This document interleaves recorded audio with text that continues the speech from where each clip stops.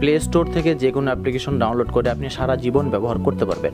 সাধারণত যেটা হয়, প্লে স্টোর থেকে কোনো অ্যাপ্লিকেশন ডাউনলোড করার পরে যদি আবার আনইনস্টল করা হয়, আবার যদি আপনার সেই অ্যাপ্লিকেশনটা প্রয়োজন হয়, আপনাকে আবার মোবাইল ডাটা দিতে হয়, এমবি খরচ করে সেই অ্যাপ্লিকেশনটা প্লে স্টোর থেকে আবার ডাউনলোড করতে হয়। কিন্তু যদি আপনি প্লে স্টোর থেকে অ্যাপ্লিকেশনগুলো ডাউনলোড করে মেমোরিতে রাখতে পারেন, তাহলে ব্যাপারটা কেমন হয়? অর্থাৎ একবার ডাউনলোড করার পর সেই অ্যাপগুলো যদি আপনি মেমোরিতে রাখেন, তাহলে আপনার যখন প্রয়োজন হবে সেটাকে ইনস্টল করবেন, যখন প্রয়োজন হবে না আনইনস্টল করবেন। পুনরায় আপনাকে কিন্তু প্লে স্টোর থেকে সেই অ্যাপ্লিকেশনগুলো ডাউনলোড করতে হচ্ছে না, আপনার ইচ্ছা অনুযায়ী আনইনস্টল করবেন, ইচ্ছা হবে না আনইনস্টল করে দেবেন। আর প্লে স্টোর থেকে ডাউনলোড করা অ্যাপগুলো কীভাবে মেমোরিতে রাখতে হয় এটা যদি আপনি না জানেন, তাহলে কিন্তু এই ভিডিওটা আপনার জন্য দারুণ হতে চলছে। কারণ এই ভিডিওতে আমি দেখাবো কীভাবে প্লে স্টোর অ্যাপ্লিকেশনগুলো মেমোরিতে রাখা যায়। আসুন তাহলে কথা না বাড়িয়ে আমরা মোবাইল স্ক্রিনে দেখে নিই এই কাজগুলো আমরা কীভাবে করতে পারি।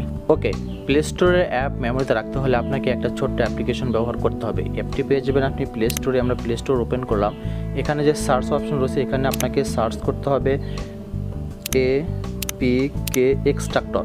আমরা কিন্তু এটা পেয়ে গেলাম, এখান থেকে এটা আমরা সার্চ করলাম, তাহলে এরকম একটা অ্যাপ্লিকেশন পেয়ে যাব। এবং এই APK এক্সট্রাক্টর এই অ্যাপ্লিকেশনটা আমরা ইনস্টল করে নেব। ইনস্টল করার পর জাস্ট এখানে আমরা ওপেনে ক্লিক করে দেবো, তাহলে কিন্তু অ্যাপটি লোড হবে।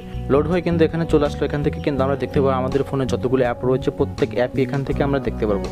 এখন যে কাজটা করবো, আমাদের যে অ্যাপটা আমরা মেমোরিতে রাখতে চাচ্ছি এখান থেকে আমরা খুঁজে বের করবো। এখানে কিন্তু আমরা মেসেঞ্জার অ্যাপটি দেখতে পাচ্ছি। আমরা যদি মেসেঞ্জারের উপরে জাস্ট একটা ক্লিক করে দিই, জাস্ট একটা ক্লিক করে দিলাম, তাহলে কিন্তু এখানে দেখতে পারবো যেটা কিন্তু আমাদের স্টোরেজে চলে গিয়েছে।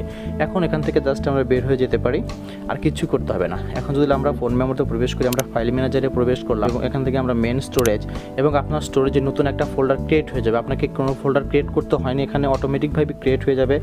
জাস্ট আপনাকে খুঁজে বের করতে হবে এক্সট্রাক্টরেড অ্যাপ। আমরা এটা পেয়ে গেলাম, এটার উপর আমরা ক্লিক করে দিলাম। এখানে কিন্তু আমরা মেসেঞ্জার এই অ্যাপটা দেখতে পাচ্ছি। আমরা যদি আমাদের ফোনটা থেকে মেসেঞ্জার এপিকেটা আনইনস্টল করে দিই, অ্যাপ ইনফো, জাস্ট এখান থেকে আমরা আনইনস্টল করে দেবো। আনইনস্টল উপর ক্লিক করে দিলাম, ওকে দিয়ে দিলাম।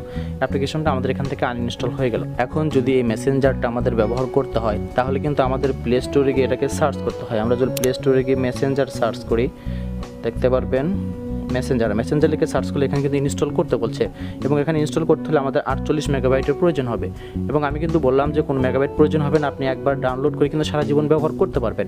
তার জন্য কিন্তু আমরা এটাকে মেমোরিতে নিয়ে নিয়েছি। জাস্ট আমরা এখান থেকে ইনস্টল না করে আমরা চলে যাবো আমাদের ফাইল ম্যানেজারে, এবং এখান থেকে আমরা এই মেসেঞ্জার এপিকেটা আমরা এখান থেকে ইনস্টল করি। দেখতে পাচ্ছেন এখানে কিন্তু ইনস্টল অপশন রয়েছে, জাস্ট আমরা ইনস্টলে ক্লিক করে দিলাম, তাহলে কিন্তু এই অ্যাপটি আমাদের ফোনে ইনস্টল হয়ে গেল। এরকমভাবে আপনি প্রত্যেকটা অ্যাপ, যে কোনো অ্যাপ চাইলেই আপনি APK এক্সট্রাক্টরের মাধ্যমে আপনি আপনার ফোনে নেবেন। সেখান থেকে চাইলে আপনি মেমোরিতে ট্রান্সফার করতে পারেন, চাইলে পেন ড্রাইভে রাখতে পারেন, চাইলে আপনি কম্পিউটার রাখতে পারেন।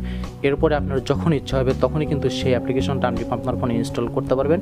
সেক্ষেত্রে আপনার কোনো ধরনের ইন্টারনেট ব্যয় করতে হচ্ছে না। ধন্যবাদ।